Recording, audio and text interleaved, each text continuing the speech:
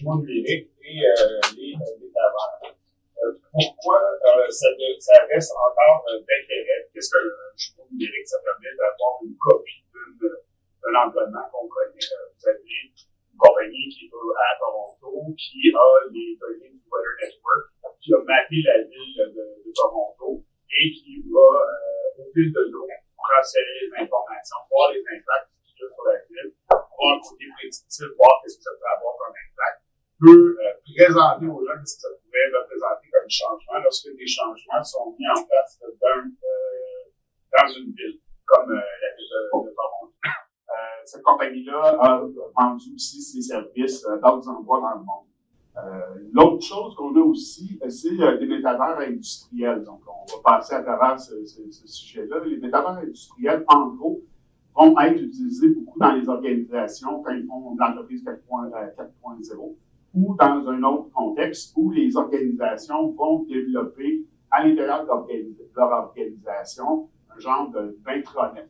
Donc, si vous voulez voir une organisation qui l'a fait, Accenture l'a fait.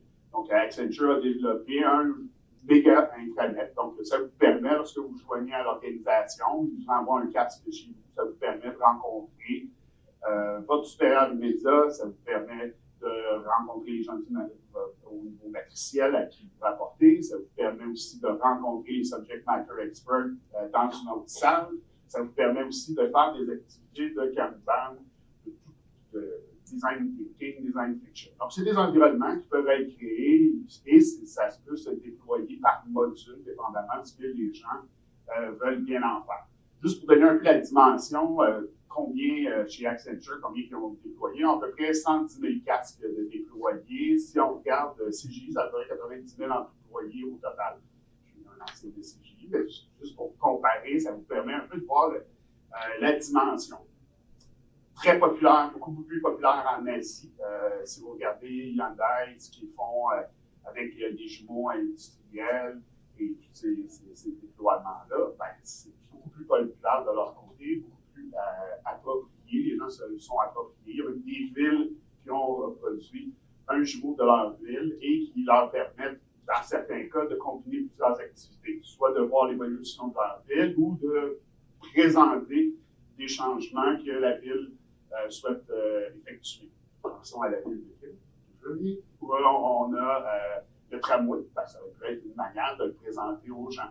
Est-ce qu'on a besoin d'avoir tous des casques pour accéder dans ces environnements-là? De moins en moins. Le casque offre une certaine type d'expérience beaucoup plus immersive. Vous pouvez accéder à partir de votre ordinateur ou vous pouvez accéder à partir de votre téléphone. Donc, pour la base, c'est à peu près ça. Et les défis vont commencer à ce moment-ci. Parce que la plupart de ces environnements-là sont souvent gratuits. Donc, ce qu'on va voir aujourd'hui, on va regarder une redéfinition de la gestion du risque parce que ça change. Les générations ou les gamers vont adopter beaucoup plus facilement ces environnements-là, vont les déployer, vont les utiliser, même si l'organisation n'y a pas réfléchi. Une nouvelle exposition en cybersécurité, donc ça ouvre des nouvelles portes, ouvre des nouvelles manières de pirater. Les pirates sont déjà très, très bien déployés là-dedans. Avant que, même quand le terme métavers, intravers existe, le Darkverse existait, était déjà bien implanté. Émergence en tant qu'allié stratégique. Il y a des choses qui nous permettent de voir que ça peut devenir pour la sécurité une combinaison supplémentaire, une formule supplémentaire que, dans certains cas, les organisations peuvent utiliser. Tout ça, dans la navigation de sécurité dans l'ère du numérique, ben, ça nous permet de comparer. De plus en plus, on va avoir du physical, donc cette combinaison-là entre un environnement physique et un environnement virtuel, de plus en plus de capacité d'optimiser, de présenter, d'échanger sur divers concepts. Et une navigation dans les nouvelles frontières, ben, c'est un monde qui reste très actif.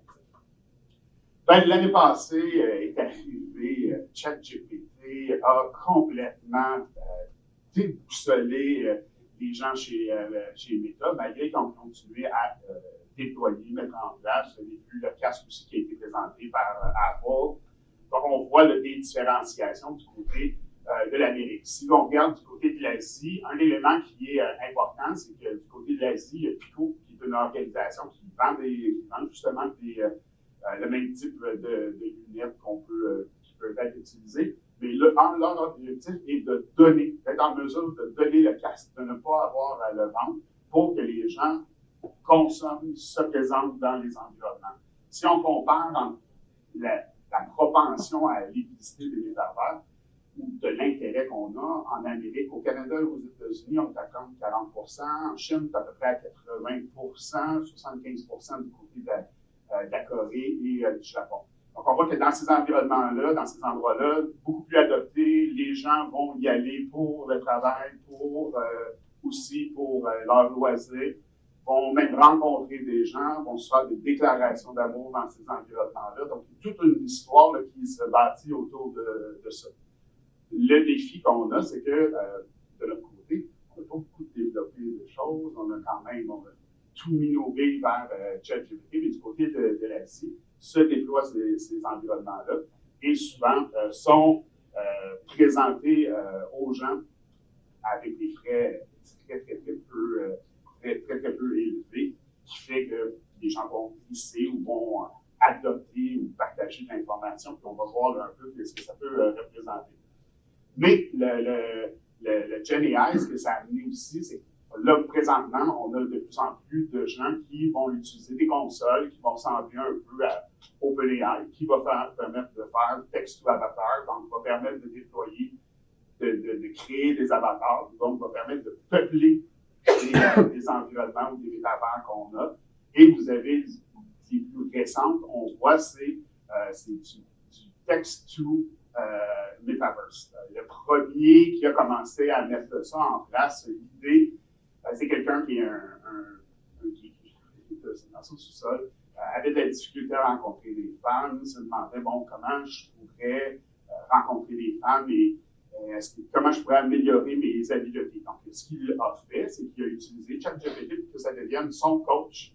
Donc, un avatar qui est animé par ChatGPT, qui lui donnait des conseils comment rencontrer des femmes. Et il a créé un environnement où il y a des avatars qui sont des femmes et qui dansent dans l'espace. Donc, il est allé rencontrer la première, il est revenu parler avec son avatar coach qui est OpenAI et qui lui disait bon, tu ne l'as pas suffisamment regardé, tu n'as pas souri, tu l'as interrompu à plusieurs reprises.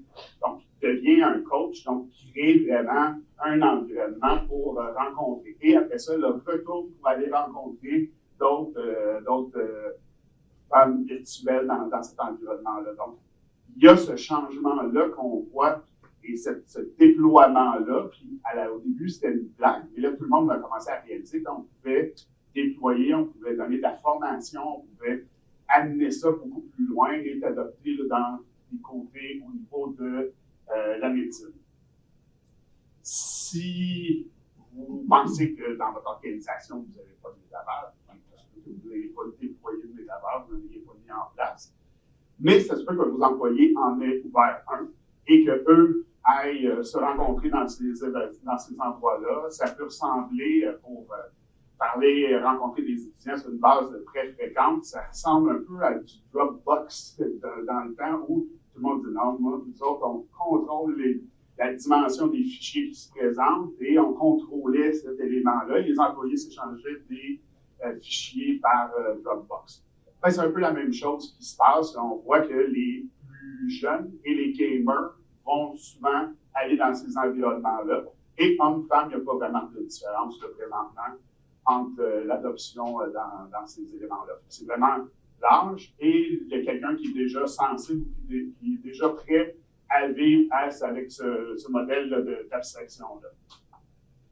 Si on regarde au niveau du développement, au niveau de la sécurité, ben, le fait qu'on puisse en développer, qu'on partage de l'information aussi sur ChatGPT ou sur ces outils-là qui permettent des add-ons que vous pouvez ajouter dans certains cas, bien, les gens partagent beaucoup d'informations sur l'organisation dans laquelle ils évoluent. Dans certains cas, vont avoir le casque et vont scanner l'environnement dans lequel ils se trouvent. Donc, on va scanner votre environnement dans lequel vous travaillez ou dans certains cas, à partir de leur maison, mais s'ils se présentent au bureau, ils vont scanner l'environnement dans lequel ils se trouvent, et ça permet d'obtenir des données, d'avoir un référencement qui est beaucoup plus géolocalisé, d'avoir vraiment l'envergure, l'espace dans lequel les gens travaillent. On le voit beaucoup du côté des entrepôts, donc des gens ont hacké ou ont modifié des petits visualiseurs de Pico, et ça a permis de voir comment il était structuré, comment il était organisé, quel type d'équipement on retrouvait là, dans ces environnements-là, et cette information-là grandement diffusée à travers des réseaux. Oui. J'ai un client qui est ici, qui parlait, je ne sais pas, Fred, là, je te mets sur le spot, je ne sais pas si oui. Mais on parlait de démo virtuel. Donc, tu veux présenter un produit qui est accessible à n'importe qui, n'importe où sur la planète, en rentrant dans le local et en envoyant le produit. Effectivement. Puis, ça vous permet. On a fait une preuve de concept. Preuve de concept. Vous pouvez faire. Oui, en fait, c'est ça. On fait affaire à des systèmes qui sont quand même assez gros, comme qui se transforment. On a fait ça là, justement pour faire des ventes à l'extérieur. On pensait envoyer des casques. On peut tomber à l'eau et l'infrastructure en Amérique, il y a encore beaucoup de résistance. Les gens ne sont pas confortables, les gens disent je vais avoir le motion sickness.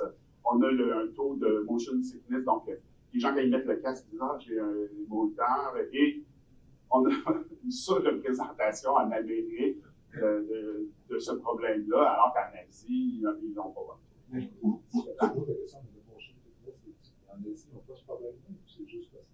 Ici, ça semble peut-être plus à une volonté de ne pas l'utiliser. Non, mais j'ai jamais été dans le métavers. J'ai acheté déjà un casque VR, puis moi, après 5 minutes, là, je vais mourir. J'ai acheté de 4 ans, puis il est retourné parce que j'avais mal à la tête, je n'étais plus capable, c'était trop de pixels. Là, j'ai dit peut-être trop vieux. Après, j'ai des kids, c'est des amis de ma fille qui étaient là, qui se mettent à jouer, puis après 5 minutes, ils ont chaud, ils ont mal au cœur, ces choses-là. C'est génétiquement pas quelque chose comme plus que d'autres. Selon, parce que là, je travaille avec la faculté de médecine, où ils l'utilisent, et il n'y a rien vraiment qui permet d'expliquer pourquoi il y avait une si grande différence. Eux pensent surtout, ça serait peut-être plus au niveau de la capacité d'adopter ça, ou d'être confortable, mais aussi parce que les gens. Si tu arrives à faire un mouvement, mais ton corps ne bouge pas, c'est quelque chose qui marche pas dans le cerveau, c'est supposé être. Mais c'est que souvent, il y a des techniques aussi pour l'adopter, l'utiliser. Les gens, souvent, la première journée, ils viennent de le recevoir, ils passent 4 heures là-dedans. Le lendemain, ils passent toute leur soirée. C'est une utilisation qui est quand même très importante. Ils peuvent le faire assis. Déjà, ça va calmer cet effet-là. Maintenant, le fait qu'on puisse voir la pièce mieux calibrée, parce que les gens souvent ont peur de briser des choses dans la maison. Donc là, ils ajoutent un stress.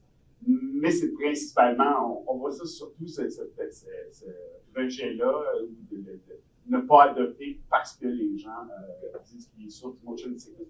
Mais c'est peut-être plus au niveau de l'adaptation, comment le déployer, comment le mettre en place dans l'organisation. Ça se peut que tu aies mal au cœur. Ça aiderait probablement aussi à ce que le monde pense. Comme au début, là, quand il est arrivé, quand ça s'est déployé, puis Microsoft est apparu, il y a des gens qui passaient toute leur journée avec le casque, qui faisaient toute leur célébration d'agilité le matin, ils programmaient là-dedans, ils achetaient un clavier qui permet de voir, tu avais un true pass qui permettait de voir ton clavier. À un moment donné, c'est lourd, c'est pas confortable. Si vous n'avez pas un battery pack ou les nouveaux casques qui ont un support à l'arrière, si vous n'avez pas ça, vous finissez par la journée et vous êtes incliné complètement. Il y a des choses qui devraient être présentées, mais pour réduire les coûts, dans certains cas, on a fait des coins ronds, puis bon, on souffle justement. Je voudrais ajouter ce que tu dis, vraiment, tu as le pouvoir de la vie des gravats.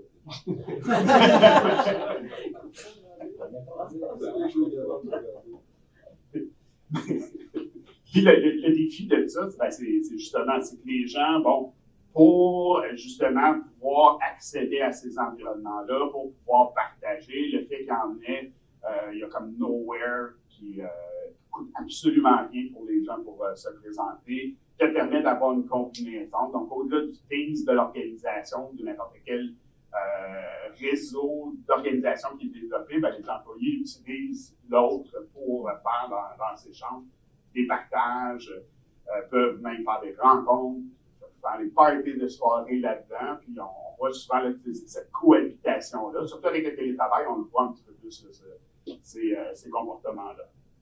Si on regarde au niveau des applications que ça peut permettre de faire un jumeau numérique, ben, ça peut permettre de regarder une ville qui est comme ça actuellement, puis de voir, bon, ben, si je la modifiais, ça peut permettre de, s'il y en a qui font du BPM ou des processus, au lieu d'avoir à cruncher, à regarder le petit code en bas, ben, ça peut permettre d'avoir le processus devant nous, voir exactement où est le goulot d'étranglement, de déplacer, de modifier des minuteries, de modifier certains éléments. Donc, ça peut permettre de devenir un outil pour, surtout dans le domaine manufacturier, ça devient un outil qui est très grandement apprécié par les utilisateurs parce que ça permet d'avoir une projection, ça permet aussi d'avoir un effet de cohabitation dans le même environnement. C'est qu'on soit un peu n'importe où, on n'a pas à se déplacer dans une salle, ça nous permet d'avoir le processus ou l'environnement dans la dimension qu'on veut. Ça nous permet aussi, si on veut écouter des vidéos, si on veut échanger, vous avez même une fonction qui s'appelle Big Screen, ça peut vous donner l'effet de proximité. Donc, vous mettez votre casque, vous vous asseyez, vous regardez une présentation, puis vous pouvez voir vos collègues aussi. Et ce que ça permet de voir aussi les collègues qui n'écoutent pas. Parce que l'avatar, si vous n'écoutez pas, ben, votre avatar, il va flancher. Donc, souvent, il y a des organisations qui l'utilisent dans ce cas-là parce que on s'assure que les gens sont vraiment présents, sont vraiment captifs. Sauf que ça capture une quantité là, énorme d'informations sur votre corps. Ça permet on va scanner beaucoup votre front parce que votre front va trahir vos émotions. On va scanner beaucoup les yeux. Il y a beaucoup de travail qui est fait à partir des yeux. Dans certains cas, si vous entraînez, si vous avez suffisamment de caméras sur votre casque, éventuellement, vous n'avez plus besoin de manette. Vous le faites avec vos mains. Vous pouvez créer des espaces où ça va ouvrir sur l'environnement dans lequel vous vous trouvez. Ça peut permettre de rajouter des couches d'informations dans certains cas. Mais l'outil capture toute l'information qui lui est présentée. Donc, tout ce que vous voyez, ben, ça peut permettre de le diffuser. Il y avait eu le Roomba il y a à peu près 2 ans qui avait été présenté. Les gens disaient, ben, c'est dans ma maison, mais je suis aux toilettes. Comment ça, Roomba? Comment ça? Quelqu'un va filmer avec cet angle-là pour réaliser que Roomba partageait ses images et ça pouvait se retrouver un peu partout sur Internet. Donc ça, c'est une partie. Ça peut permettre de diffuser quand même beaucoup d'espace. Ça peut permettre de réécrire l'histoire. Le deepfake est beaucoup plus invasif dans ces environnements-là. Il y a l'année passée, ils ont fait Notorious B.I.G., qui est un rappeur des années 90, qui est mort, qui est décédé. Dans la vraie vie, sa mère ne l'a pas vu passer sur sa rue, l'a vu passer en corbillard et elle pleurait. Dans le vidéo qu'ils ont créé, dans l'environnement qu'ils ont créé, on voit passer Notorious B.I.G. qui salue tout le monde et sa mère qui est extrêmement heureuse. Pour une nouvelle partie de la génération, c'est ça la réalité. C'est comme ça que ça s'est passé. Est-ce que c'est pire ou moins pire qu'un film auquel on peut assister, un biopic? La science nous le dira dans le futur, mais on voit de plus en plus de gens qui réécrivent, qui changent, qui modifient des éléments, donc ils peuvent créer des formations ou des éléments qui sont contraires à ce que l'organisation souhaite faire. Quand on regarde au niveau des bandits, ben, c'est comme je disais tantôt, le Darkverse s'est développé à peu près au même moment, très bien structuré. Il utilise même des procédés ITIL. Vous avez vraiment une structure lorsqu'il demande des rançons. s'approprient des environnements. On avait vu dans le passé des manas, donc dans Second Life, peut-être certains sont déjà allés dans Second Life. Quelqu'un avait volé les pièces de monnaie de quelqu'un. Et là, ce qu'on voit, c'est des vols qui sont beaucoup plus importants au niveau des garde-robes, de designers, de Balenciaga, qui est très versé dans le métavers. Pour les plus jeunes étudiants que je rencontre dans mes cours, la plupart des gens on leur dit alors, vous pourriez acheter des vêtements, vous pourriez avoir le pendant de ce que vous achetez dans la vraie vie lorsque vous allez vous déplacer dans les métavers. La plupart des gens disent 0 à 5 $ à peu près, mais si vous regardez présentement, il y a beaucoup de transactions qui se font à des prix très élevés. Le Gucci dans le métavers, les sacs à main iconiques de Birkin sont vendus dans le métavers. À l'origine, quand vous achetiez le sac, il vous donnait le NFT que vous pouviez utiliser avec certaines structures ou pas de structure. Bon, c'est un autre problème de leur côté.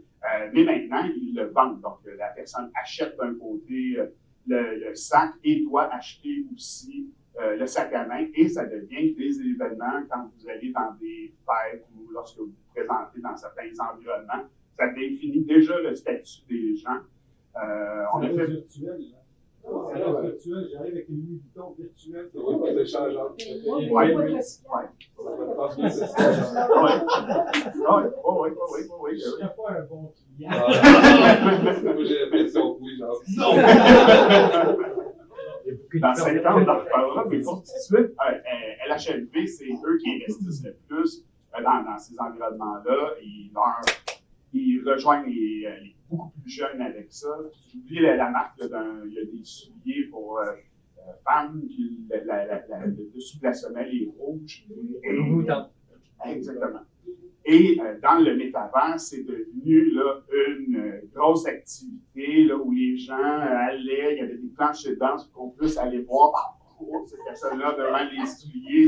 Donc, il y a vraiment un autre environnement. Le gars, il est marié dans le métaverse. Il est marié. Il se dit, bon, ça coûte une fortune. Il faut aller le faire en Estonie, ça va se faire. Mais on voit qu'il y a des changements, ça se réorganise. Il y a des côtés, j'ai fait une présentation au DET, c'est Digital Economy Taxation. Toutes les agences de taxation se rencontrent une fois par année, un peu à travers le monde, pour justement voir qu'est-ce que les nouvelles technologies d'information peuvent amener comme changement. Ben, il existe présentement une manière de sauver l'impôt, c'est que vous donnez votre argent à un avatar, donc sous forme de Bitcoin, vous lui donnez la clé, puis au lieu que de le donner à votre enfant directement, vous le donnez à votre petit enfant. Donc, une sorte d'une génération casse à peu près tous les modèles économiques qu'on a au niveau des taxations. Là, votre petite fille, personne-là, récupère les bitcoins, puis au lieu de les changer dans un endroit où il va avoir un suivi au niveau de la taxation, par exemple de 100 000, avec des contrôles, le Japon a développé une zone franche où vous pouvez aller faire votre transaction dans cet environnement-là. C'était au début, quand on l'a présenté avec mon collègue Steve Marius, tout le monde était comme pourquoi vous en parlez? Donc, c'est la recette sur Internet, on ne l'a même pas créé. Là, il y a un papier qui a été publié au MIT pour justement dire il faut réfléchir, il faut commencer à s'interroger à ce qui se passe dans ces environnements-là, nos modèles de taxation, nos modèles financiers ou de conception des environnements est en train d'éclater et on se retrouve avec un joueur comme le Japon, puis plusieurs ont dit que ce serait peut-être un peu comme la nouvelle Suisse, hein, ça a pris à peu près 40 ans pour bien comprendre ce que ça représentait, comment tout ça fonctionnait. Peut-être qu'il va nous arriver la même chose du côté du Japon.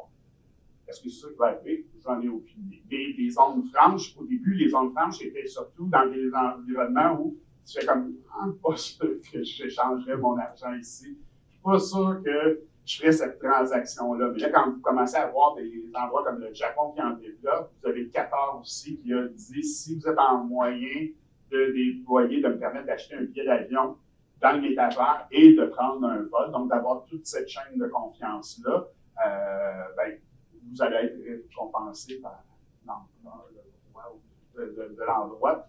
Et eux, c'est vraiment là-dessus qu'ils basent beaucoup de leur développement. Puis vous avez Dubaï aussi qui investit des sommes faramineuses là, dans ces environnements-là. Donc, on voit qu'il y a des joueurs qui sont un peu partout dans le monde, et qui bousculent, transforment les manières de travailler. Il y a beaucoup de criminels aussi qui se retrouvent dans ces environnements-là. Vous les côtoyez, on peut les côtoyer, on les rencontre très facilement. Jusqu'à maintenant, c'était très facile parce qu'il n'y avait personne. Il y avait à peu près 650 métavers. Il y a quelques millions de personnes qui sont là-dedans, un peu partout, c'est persistant, 24/7, 365. Souvent, on était tout seul, où on rencontrait quelques personnes là, qu'on connaissait. Là. Moi, je suis sur Engage, qui est le genre de LinkedIn dans le métavers. Il y avait peu de personnes. Mais là, ce qu'on commençait à faire, c'est créer des avatars qui, eux, se déplacent, qui échangent avec vous et qui n'ont pas de personne derrière cet avatar-là, mais bien un outil comme ChatGPT qui va alimenter, qui va échanger, qui va s'alimenter aussi à travers des discussions qu'il y a dans la pièce. Donc, on est vraiment dans un environnement qui est très en ébullition. On s'en intéresse peu ou pas suffisamment du côté légal en Asie. Il y a beaucoup plus de prise de conscience qui ont été faites parce que on a vu des vols, on a vu des entrées d'infraction, des gens qui se rendent dans des environnements qui se déplacent comme s'ils venaient de cet endroit-là, alors qu'ils ne se sont jamais déplacés dans ces environnements-là ou qui accèdent à de l'information. Si on regarde au niveau des modèles, ben on commence à avoir des qualités. Il y a un framework qui est en train de se développer pour voir, bon, ben, est-ce que je pourrais utiliser le métavers en combinaison avec d'autres activités. Donc, si je fais l'entreprise 4.0, ben, est-ce que je pourrais avoir la couche de sécurité? Est-ce que je pourrais rajouter ces éléments-là? Est-ce que je pourrais faire des simulations? Est-ce que je pourrais faire rouler plusieurs environnements? La semaine dernière, il y avait un professeur de l'Université de Concordia qui est venu présenter avec ChatGPT des scénarios pour la sécurité. Avant, on faisait appel à des firmes de conseil qui venaient accompagner. Là, vous pouvez en avoir à peu près 10 000 en une couple de jours là, pour tout réaliser là, vos différents scénarios. Donc, ça bouscule, ça change les environnements et vous pouvez faire une projection aussi dans ces métavers industriels-là. Même si c'est des métavers industriels, on va le voir un peu plus loin. Siemens, en allemand, je ne dis pas, je ne dis sûrement pas bien. Eux ont été victimes de vol de données ou de données qui ont leaké de leur environnement. Pourquoi? Parce que la plupart des gens ne pensent pas à la sécurité dans ces environnements-là. Ils mettent le casque et disent « Ah, ben là, je suis dans le casque. » C'est sécurisé. Il n'y a aucune sécurité. Rien dans ces environnements-là. Il y a des environnements open source où les gens vont développer eux-mêmes leurs endroits. Ils vont permettre de développer des endroits. Souvent, vous pouvez vous présenter, vous faites juste vous identifier, vous avez juste à avoir le code et vous rentrez directement dans l'appartement. Donc, vous n'avez aucun contrôle. Dans certains cas, vous pesez juste sur le bouton de l'ascenseur et vous rentrez dans leur environnement. Donc, les compagnies d'assurance aussi commencent à s'inquiéter, voir, bon, qu'est-ce que ça peut représenter. Dans le fond, on parlait des vêtements que les gens peuvent acheter, des biens qui ont une certaine valeur, votre identité, votre marque de commerce aussi qui peut se retrouver dans un des multiples métavers. Donc, il y a beaucoup de ces éléments-là qui commencent à susciter de l'intérêt, poser beaucoup de questions auprès des utilisateurs, puis remettre en question des choses aussi que dans l'organisation, on n'a pas nécessairement légiféré ça, ou on n'a pas nécessairement mis en compte ces éléments-là. Et le fait que je peux accéder gratuitement, ben, je peux scanner mon entrepôt, je peux commencer à revoir où sont les accès. Et avant que, si cette information-là se trouve sur Internet, ben, avant que vous changiez tous vos systèmes, tous les environnements physiques d'un entrepôt ou de bureau, ben, ça va être très long. C'est un élément qui navigue, c'est un élément sur lequel on a vu certains crimes qui ont été effectués. Donc, eux ont un modèle qu'ils sont en train de d'amener à un certain niveau de maturité. D'utiliser présentement des imprimantes 3D, parce que, bon, les imprimantes 3D ont chuté de prix, sont diffusées plus grandement dans les organisations. Certaines personnes ont commencé à les apporter au bureau, les utiliser dans certains cas. Si on regarde au niveau de se déplacer dans ces environnements-là, ben, un des éléments qui existe, ça s'appelle du urbex, c'est on va visiter des endroits où il y a eu une party, où il y a eu de l'information qui a été échangée, où des gens ont partagé de l'information. Donc, il y a des organismes qui peuvent vous accompagner, ça vous permet d'aller visiter un métavers qui a été utilisé par des employés d'une compagnie dans laquelle ils ont monté des présentations PowerPoint, ils ont laissé des fichiers Excel, ont parlé en plus dans l'environnement, donc ça c'est génial. Et là, ce qu'on peut faire, c'est qu'on peut scraper toute cette information-là et récupérer ça. Et c'est devenu quelque chose qui est très glorifiant pour certaines personnes de faire du urbex. Donc, ils vont dans ces environnements-là, rappellent la compagnie, ils disent « Ah, vous savez, vous êtes en train de développer telle chose. J'ai déjà accès à toute votre information, j'ai déjà fourni. J'ai en plus les commentaires, parce qu'au-delà de seulement avoir les documents et ce qui a été projeté, j'ai en plus la voix. Souvent, les gens, en plus, vont s'identifier, vont faire des blagues, vont faire des mauvaises blagues aussi. Et on peut les blackmailer avec ces environnements-là. Donc, on voit ce courant-là de urbex et beaucoup de fierté de certains hackers là, dans le métavers. Parce que dans le métavers, si vous allez sur VRChat, vous passez d'une maison pour des enfants, à côté, vous avez quelque chose qui est innommable, qui est barré, qui est juste à côté ou que vous pouvez accéder.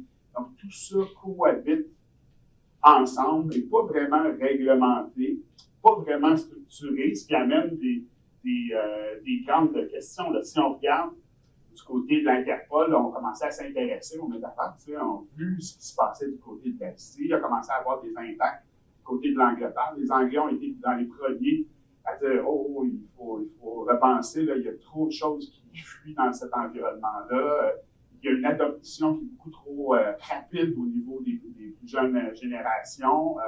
Ils ne nous partagent pas exactement ce qu'ils font dans cet environnement-là. On n'a pas vraiment d'intérêt à leur comportement.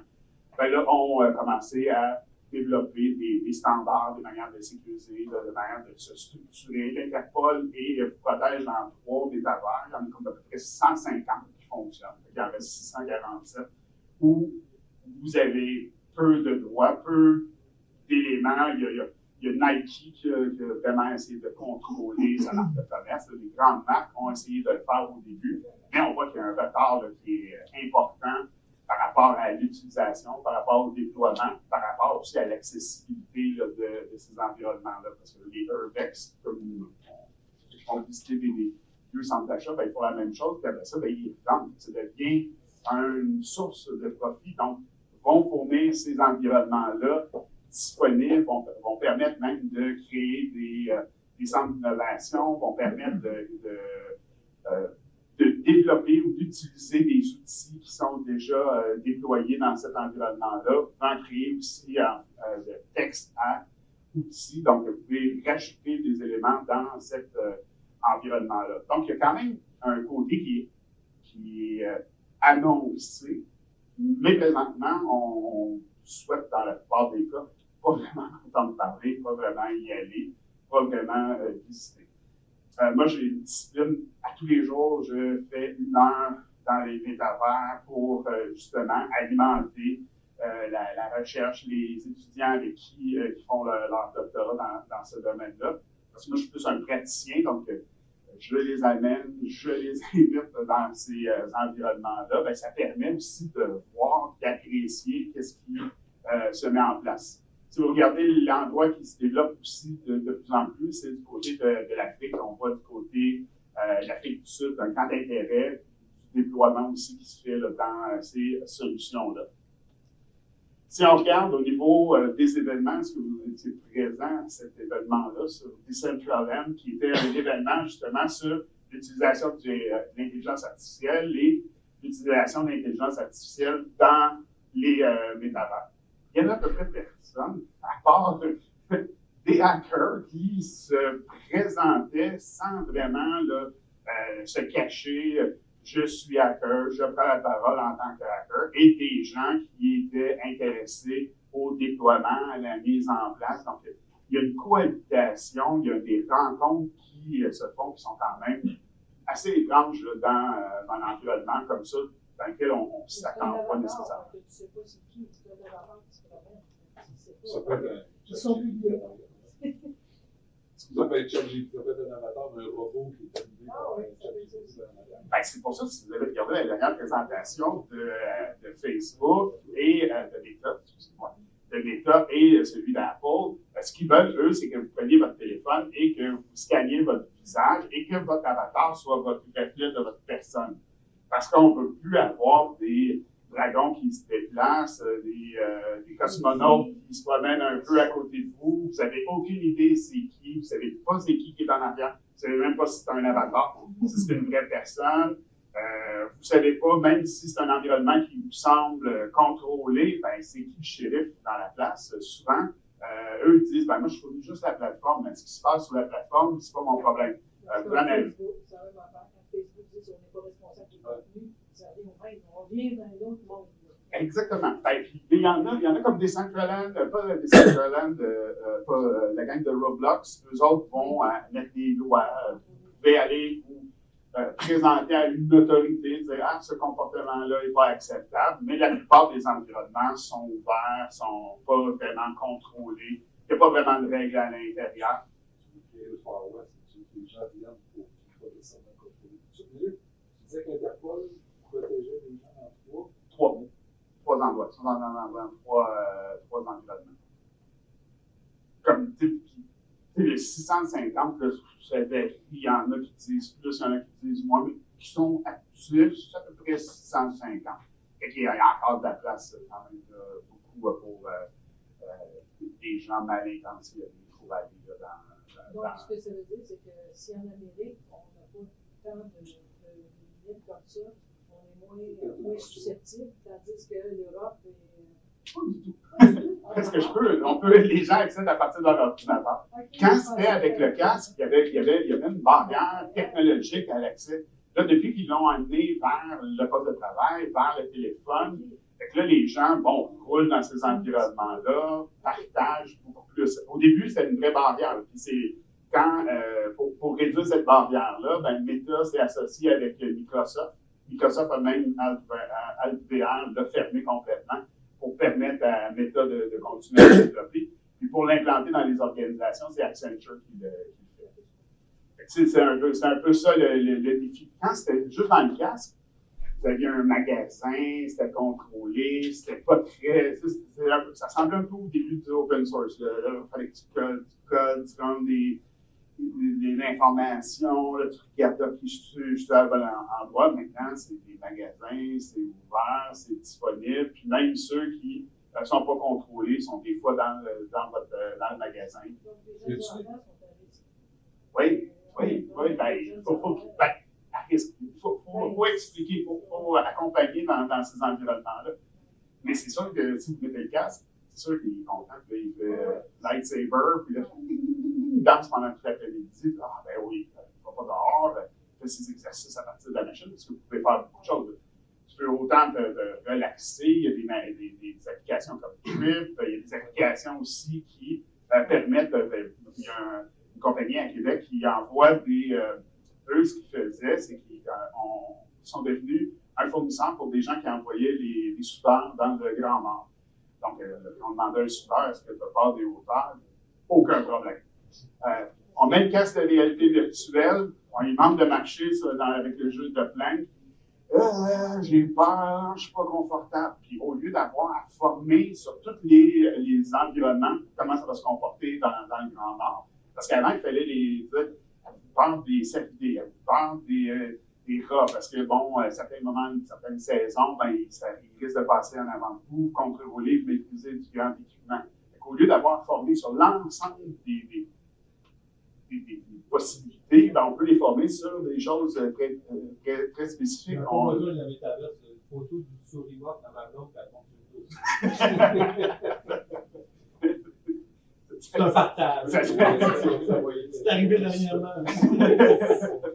Fait que vous voyez que ça peut être utilisé pour faire en médecine. Les médecins vont l'utiliser. Avant, c'était surtout sur les skills, sur développer une manière, une habileté. Là, ce qu'on a réalisé, c'est que de plus en plus, ça va être dans l'intelligence émotionnelle. Comment vous annoncez à quelqu'un que le cancer, comment vous gérez cette situation-là. Quand on le fait avec des comédiens ou on le fait avec des enfants, ben ça met, même si c'est un comédien, c'est des situations qui peuvent être traumatisantes. Un environnement qui est persistant, fait que ça continue à vivre. Donc, c'est pas exactement le même environnement. Je suis capable de savoir si vous avez regardé, deviez regarder 5 minutes de cet endroit-là, porter action, ben, on peut le faire. Vous avez du côté là, de l'Australie, il y a des grandes, entre les villes, il y a des grands espaces, il y a le train, et quand ils forment les gens qui conduisent, les ingénieurs de train,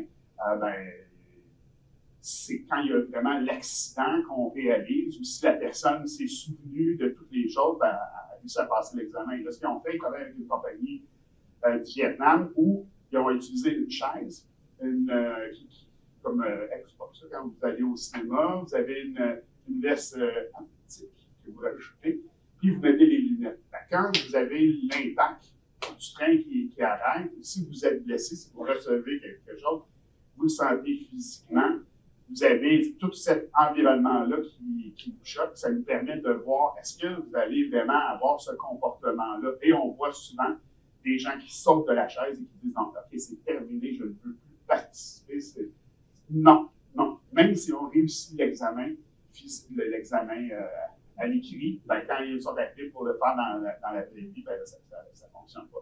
Il y a de plus en plus d'utilisations qui sont très intéressantes, qui peuvent aider, qui peuvent permettre de s'assurer que la personne, dans cette situation-là, va être en mesure d'améliorer ou d'avoir les bons comportements. Ça peut vous permettre d'apprendre une langue beaucoup plus facilement. Si vous écoutez des cassettes comme dans le temps, vous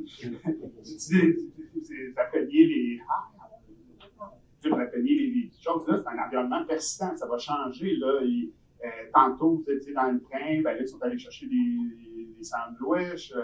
L'autre avatar à côté s'est déplacé. C'est des environnements qui sont persistants, qui sont en constante évolution. Mais on voit que malgré des campagnes ou des endroits où on veut que les gens viennent se rencontrer, il y a encore très peu de participants qui viennent dans ces événements-là. Je parlais avec un professeur secondaire qui disait justement qu'il aimerait ça avoir des applications en éducation comme la biologie. Quand on était jeune, nous autres, on disséquait des grenouilles. Aujourd'hui, il n'est plus question de mettre des grenouilles et les ouvrir, tout ça.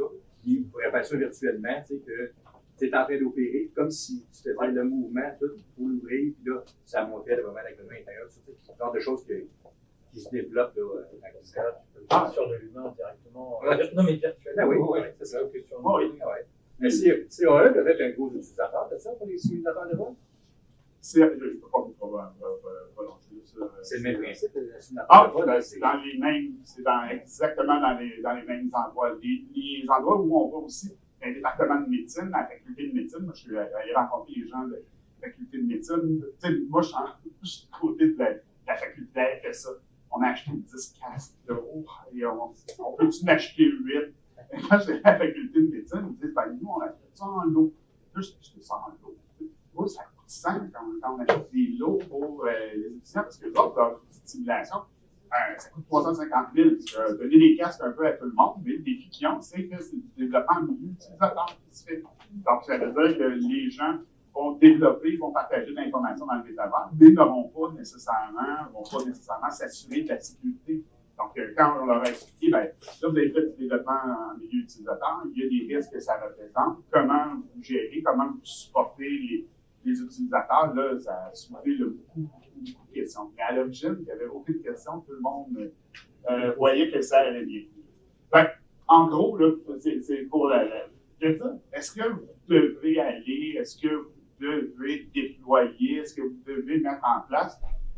Le défi, c'est surtout de sensibiliser les gens. C'est un peu comme quand est arrivé les achats dans le département de marketing avec la carte de crédit qui déployait plein de solutions sans vraiment parler aux gens des pays parce que, ouais, mais ça va bien plus vite, puis ça, moi, je sais que c'est ça que ça nous prend. Ben, prenez en considération qu'il y a des gens qui le font dans les entrepôts, dans les départements de RH, il y a beaucoup de gens qui commencent à utiliser ça, voir comment ils peuvent partager de l'information, déposent des documents, pas vraiment sécurisés, pas vraiment structurés. Quand on demande, quand ils font des tests pour voir comment ils utilisent ça, comment ils ont abordé, comment ils ont déployé ça, ça peut être assez surprenant. Et c'est pas des petites organisations, on l'a vu dans plusieurs organisations. Donc, tu te dis, il faut en être conscient, il n'y a pas juste du négatif. Oui, je vous ai présenté plusieurs éléments qui sont du côté de la sécurité, que ça rend négatif. En même temps, ça peut aider à déployer, mais ça peut permettre aussi de sensibiliser les gens de ce que ça peut représenter. Là.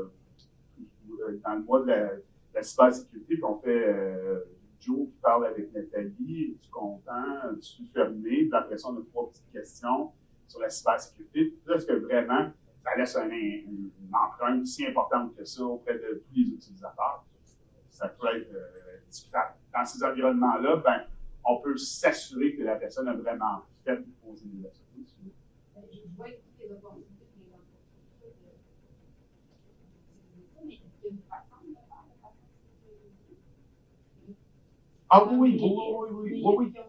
Ah bien, c'est parce qu'il faut vraiment que ça passe par un dossier d'opportunité, un dossier d'affaires, s'assurer de la sécurité, parce que on saute le dossier d'opportunité, on saute le dossier d'affaires, on s'en va avec une carte de crédit, on l'achète, il est moins cher celui-là, wow, il y a même certains qui sont, comme dit, pirates, surtout dans les systèmes de classement, les gens trouvent que c'est moins cher, c'est beaucoup plus facile. Je ne vais pas passer par l'équipe des pays. Je l'ai tout fait moi-même. Les plus jeunes utilisateurs voient ça comme s'ils développaient sur une feuille Excel. Ben, c'est surtout ces éléments-là. Je pense qu'il faut sensibiliser les gens qu'il faut revenir à ça parce que sinon, ils vont partager et ils vont diffuser beaucoup trop d'informations. Développement milieu utilisateur, c'est exactement ça. Parce que là, ça devient très puissant parce que la personne partage, c'est facile, c'est rapide. Là, ben, c'est tous des gamers. Ils ont tous des skills intéressants. On ne peut pas réprimer ça. On dit, on n'en a pas eu le temps, c'est peut-être une autre chose. Il me reste ma dernière slide. Non, mais je moi, j'ai une question. Si Jacques est capable de s'asseoir sur le accès pour un gars comme moi,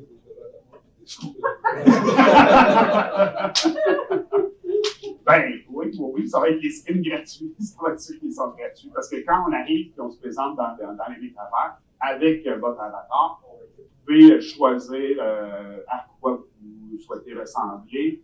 Présentement, c'était très libre. On permettait beaucoup aux utilisateurs de définir. Là, on veut de plus en plus que les gens prennent leur téléphone, prennent une photo, que votre avatar soit au-dessus de votre avatar, il y ait comme une petite. C'est moi vraiment, je suis comme authentifié, je suis comme un petit crochet dans certains environnements. Des fois, ils vont même demander d'avoir que vous ouvriez votre caméra. Mais tout ce qui a l'air, dans certains cas, bien structuré, puis qui nous amène à l'adopter, ben dans certains cas, les hackers sont pas. C'est plus des hackers qui font des erreurs, des fautes de frappe, des adresses une fois. Et quand vous allez dans leurs environnements, ils sont structurés, ils sont bien faits. Ils ont fait vraiment du très bon travail. Et ce qu'ils font, c'est que quand ils attaquent aussi des métavers, avant, ils paralysaient tout le métavers ou ils cassaient tout le métavers. Là, ce qu'ils font, c'est qu'ils continuent à sniffer, puis ils continuent à rester dans l'environnement, puis ils peuvent voir aussi ce que vous avez développé, est-ce que vous avez mis des choses à jour, parce qu'il y a des gens qui partagent. Fait que c'est l'idée, pour l'adopter, oui, effectivement, il y a des opportunités, oui, il y a des défis, mais aussi l'opportunité, le dossier d'affaires bien structuré, sensibiliser les gens que s'ils déploient eux-mêmes, s'ils sécurisent pas, s'ils ne connaissent pas ce qu'ils font. Souvent, ils vont même faire un déploiement, en demandant à la machine de prendre ce qu'ils vont recevoir à partir de leur casque, qui se promènent dans la pièce. Puis là, ben, je filme tout ce qu'il y a dans la pièce. Je prends mon doigt, je définis les arêtes de la pièce. Puis une fois que je lis l'information, ça va prendre du temps avant que vous changiez là, tous ces Tu regardes ta photo, là, c'est ta photo métaverse, ça? Ou... Ça, c'est pour avoir l'emploi, ça, c'est depuis que j'ai l'emploi. Ben, c'est ça.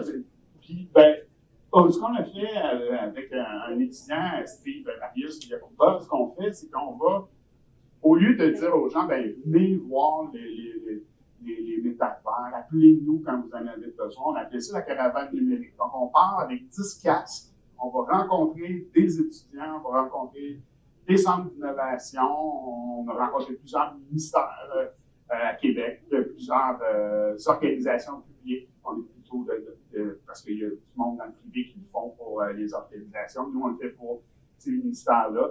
Leur faire essayer les casques, voir qu'est-ce que ça représente, le présenter aussi aux étudiants. On voit des changements de comportement très importants là, dans les dernières années.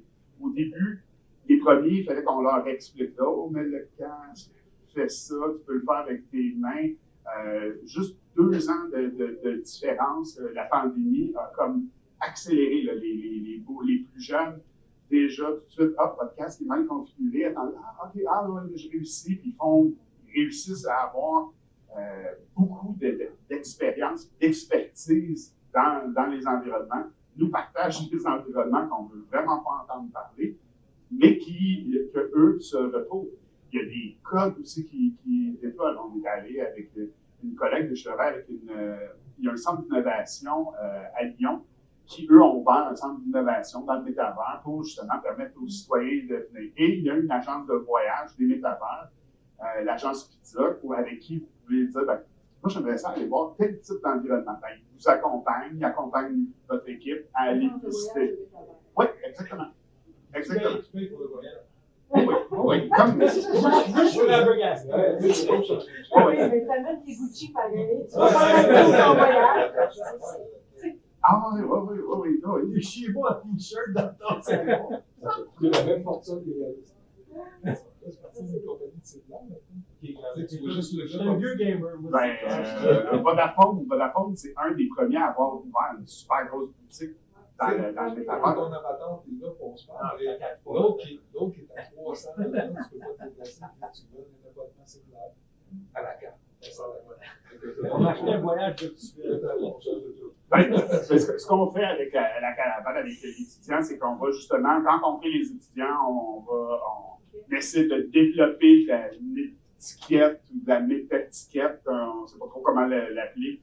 Essayer aussi de sensibiliser les comportements, parce qu'il y a des codes. Mettre un doigt dans un œil d'un personnage, c'est un affront épouvantable dans le métavers. Et on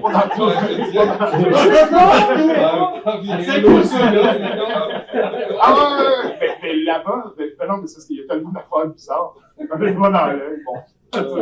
J'étais acheteur, là. J'avais pas de problème avec cette partie-là. Il y a des codes, il y a des règles d'un environnement à l'autre. C'est pas toujours la même chose. Fait qu'on va rencontrer, on leur a fait expérimenter ChatGPT, les casques, puis justement, là, on travaille avec la faculté de médecine, justement, pour eux, ils l'ont développé. C'est du développement milieu utilisateur. C'est très lourd, là. Ce qu'on fait, là, c'est très, très, très lourd, là. Mais développement milieu utilisateur, qui gère ça, comment vous supportez ça, comment ça s'intègre dans vos autres choses, est-ce qu'il y a des gens qui se promènent avec ça dans l'édifice, est-ce que vous permettez de scanner l'ensemble de votre environnement, les gens qui sont là à ce moment-là, est-ce que vous avez le droit, qui partagent, qui gardent cette information-là? J'ai encore beaucoup de questions qui ne sont pas répondues. J'aimerais revenir dans le plus de la manufacturier. Oui. Tantôt, on a parlé des digital twins. Oui. Est-ce que tu as dans le métavers des groupes qui sont spécialisés pour faire du digital twin pour les manufacturiers qui peuvent t'aider? Parce que avant que tu aies une force, il y a un département qui fait ça chez vous. Là. Siemens, c'est eux qui ont un déploiement qui se fait très, très bien. Okay. Ça peut refléter. Vous pouvez gérer justement qu'est-ce que vous voulez partager, qu'est-ce que vous voulez avoir. ce que ça peut donner comme pratiquement du BIM, là, du BIM 7, là, je peux savoir s'il y a des mots porteurs. Tu n'achèteras pas une autre ligne de production pour faire du Digital Twin, ça te prend un modèle hybride, pas hybride, mais juste virtuel pour t'aider. Il y a OVA. OVA, eux, c'est un petit peu plus difficile. Ça prend des gros ordinateurs puissants, puis là, on déplace, puis on crée l'environnement. Siemens, c'est beaucoup plus intuitif. Quand tu dis, ça, c'est la taille du mur, ça s'appelle une chaise, et tout ça se traduit. Les couleurs deviennent similaires dans l'environnement. Ça permet de créer, modifier certains types de travaux. Ça permet de faire briser des machines. Ça permet d'éviter de mettre quelqu'un sur une machine pour faire la formation. Tu peux le mettre à part. Eux aussi. C'est tes modules, parce que c'est ça l'affaire des robots, la problématique, c'est ça, c'est qu'à un moment donné, tu peux avoir une deuxième licence, mais tu n'as pas en mécanique. Il faut que tu puisses savoir ça pour pouvoir essayer des affaires. Puis il y a Hyundai. Hyundai, si vous voulez voir Hyundai, c'est eux autres, Hyundai, excellent. Eux autres sont vraiment, wow, c'est vraiment superbe ce qu'ils ont fait. Beaucoup de problèmes de traduction, beaucoup de problèmes d'appropriation, tu sais, puis comment est sécurisé, je suis pas confiant de comment la sécurité a été établie là-dedans quand j'ai développé des choses. On pose des questions, souvent un peu de réponses. Moi, je ne suis pas du côté légal. Il y a des gens avec qui, des fois, chez Robic, avec qui on échange. Eux autres présentent des risques qui sont bien plus épouvantables que ce que nous autres, on a pensé. Mais on voit là, ces changements-là. Puis, tout ça, mon nom, c'est Alain Fortier, chargé d'enseignement à la FSA, donc la Faculté des sciences d'administration. J'ai mis mon nom à la fin de l'information. Moi, je suis de l'école. Ouais. Chargé de cours? Chargé d'enseignement. D'enseignement, OK. Ça veut dire quoi? J'ai pas de PhD. Oui. Donnes-tu un cours? Oui, je donne des cours, j'accompagne des doctorants, mais j'ai pas de PhD. Moi, je suis un praticien. Moi, je suis un architecte d'entreprise. Moi, chargé de cours. Moi, dans ma génération, t'es un chargé de cours. On est dans la même génération. Je veux juste savoir où je suis situé. La question est bonne. Le chargé de cours, tu donnes juste un cours. Chargé d'enseignement, tu accompagnes puis tu encadres des étudiants. C'est ça la différence. Tu travailles dans un centre de recherche. Comme moi, je travaille dans un centre de recherche. C'est tout ce que je vais produire va être vérifié, contre-vérifié par quelqu'un qui a un PhD. Tandis que quand tu es chargé d'enseignement, ce que j'étais avant, tu arrives, tu donnes ton cours, tu t'en vas, tu as fini. L'autre, tu es beaucoup plus normé, tu es beaucoup plus impliqué dans la communauté. C'est ça la différence. Vous allez comment diviser là? C'est du métavers, ça. Est-ce que d'autres questions? Parce que je vais devoir vous avoir sérieusement, là. Alain,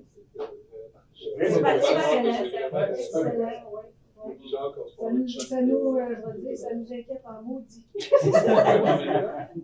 même temps, je trouve que ça donne des opportunités. Si tu parlais d'une chaîne de montage, d'être capable de simuler dans ton environnement, comme ton cours pour fonctionner. C'est super intéressant. Il y a un changement d'horaire? Vas-y. À Mascouche, excuse-moi, au cégep de Mascouche, CCCT, inédit. Avec eux autres, nous avons travaillé pour faire l'environnement virtuel. Ah ouais? Oui. Ils ont des programmes de recherche, des subventions. Oui, il y en avait beaucoup. Quand c'était comme ça, il y en avait plein. Depuis que là, ChatGPT, tout s'est inversé. Nous, on n'a plus de financement, mais vu que ChatGPT crée mes environnements, là, je reçois du financement pour mes licences, mais j'ai plus de financement pour les casques, tout le gear, j'ai pas de financement. Mais avec les accès et tout ça, il n'y a pas de problème. Puis, tantôt, comme je vous disais, le fait que ça soit accessible à partir de votre téléphone, de l'ordinateur, là, ça démocratise. Puis là, ça change la notion du low-code, no-code. Là. Et là, ça devient assez ça peut être inquiétant là, dans certains cas.